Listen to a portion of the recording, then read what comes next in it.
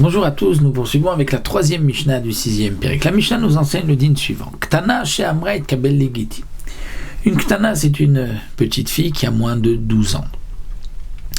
Moins de 12 ans, elle est Ktana. Et elle a été mariée par son père, donc elle a maintenant des Kiddushin Minatora. Son mari veut la divorcer.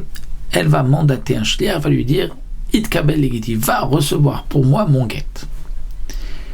Et no get atchagia get leyada. Le get n'est pas valable si le shaliach l'a reçu, parce qu'elle ne peut pas nommer de shaliach.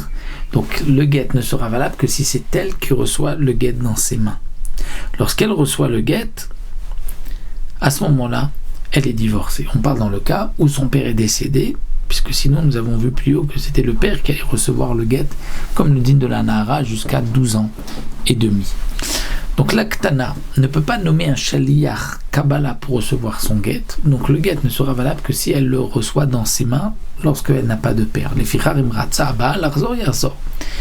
C'est pour cela que si le mari veut changer d'avis, tant que sa femme n'a pas reçu le get, il peut changer d'avis. Shen katan ou sashiliach, parce que la Ktana, la petite, ne peut pas nommer de shaliach. Avali mamar lo avia.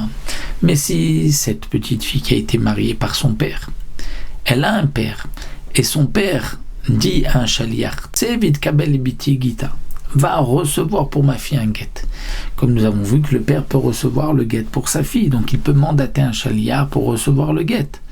Dès que le shaliach a reçu le get, elle est divorcée. Imratza l'arzir, le yarzir. Si le mari veut changer d'avis et la reprendre, il ne peut pas reprendre le get, étant donné qu'elle est divorcée, puisque le père peut nommer un shaliach. Omer ten get zele ishti. Un homme qui dit un shaliach, prends ce get et va le donner à ma femme à tel endroit. Et lui le shaliach l'a donné à un autre endroit, pasoul, parce que le mari a dit à tel endroit. Ça veut dire il ne veut pas qu'on parle de lui n'importe où. Là-bas il était prêt, ici il n'est pas prêt. Donc le get n'est pas valable. Mais si le mari a dit va donner ce get à ma femme, elle se trouve à tel endroit. Donc il a voulu juste lui donner Maré Makom, une adresse. Le shliach a trouvé la femme ailleurs, cachère, parce qu'on ne voit pas que le mari voulait uniquement là-bas. Il lui dit elle est à tel endroit. Mais inversement, nous dit la Mishnah, si c'est la femme qui a dit au shliach va prendre mon get pour moi à tel endroit, et il a reçu le get à un autre endroit, pasoul.